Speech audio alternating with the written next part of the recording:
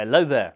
After a week which saw the transfer market catching fire like an Andy Carroll jersey on Tyneside, it's welcome to our paper review. Big story, of course, all that deadline day madness. Carroll, Torres, etc. on the move with prices so big they made Nicholas Bendtner's ego look uninflated. Quick reaction, first of all, from abroad. L'Equipe.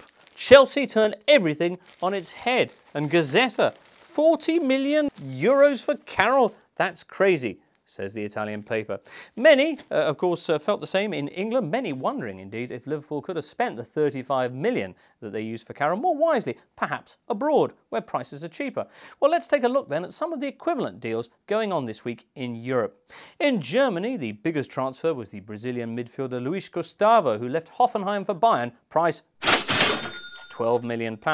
Although there was a bigger deal that didn't go through. This fellow, the Schalke forward Jefferson Farfan, no relation to Starship, who would have gone to Wolfsburg for 15 million euros, except he wanted an extra 1 million euro to leave, and Schalke said not nine, but no.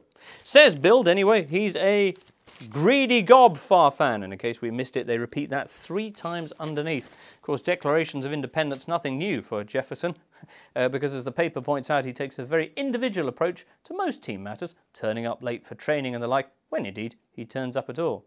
So perhaps not the wisest signing then. How about instead the top French right back, and you could do with one of those at Anfield, Rod Fanny, who went from Rennes to Marseille for 3.5 million. With a name like that, he certainly gives you plenty of scoring options, but think of the headlines if they took a battering. So perhaps not him then. Anyway, how about the young Italian star Gianpaolo Pazzini? Now, he's got a great scoring record for club and country, and Inter took him off Sampdoria last weekend for only £11 million plus a player. Inter pazzesco, they say. Crazy. Was he worth it? I'll say he was. For with Inter 2 goals down last Sunday in their match at home to Palermo, manager Leonardo threw him on for his debut, and El Pazzo responded by immediately scoring 2 goals and winning a penalty for the third to keep Inter's title bid alive.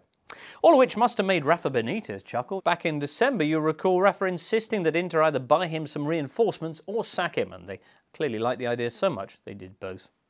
Anyway, 1 or 2 other options were out there for Liverpool. With that established anyway, let's move on to Spain now, where in the absence of any major transfers, the really big story has been Osasuna, who all but ended the Spanish title race last Sunday by beating Real Madrid. The side from Pamplona went ahead about an hour in, and despite Jose Mourinho bringing on his new signing Adebayor, Real weren't able to equalise, partly because every time they got near the Osasuna goal, the home fans would throw an extra ball on the field.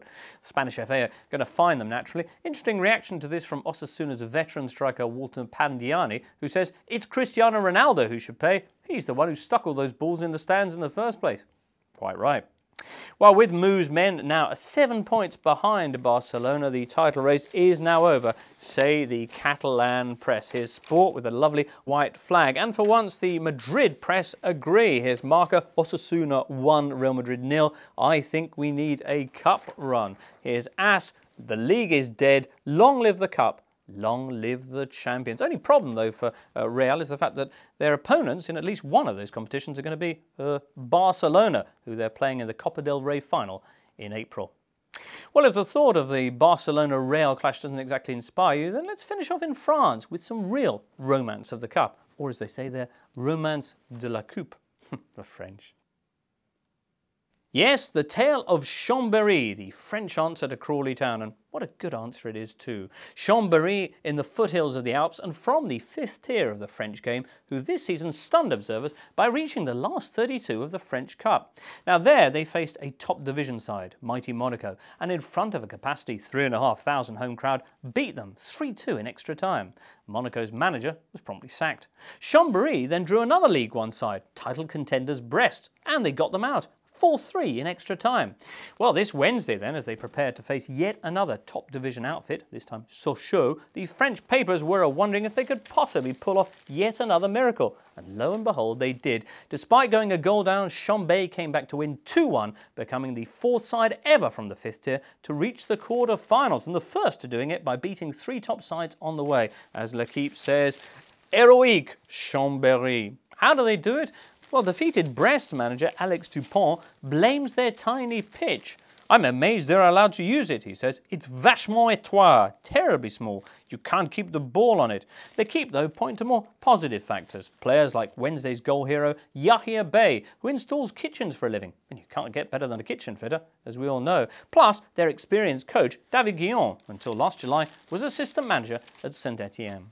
Plus, of course, from that part of the world, they're no strangers to having a mountain to climb, badumtish, etc.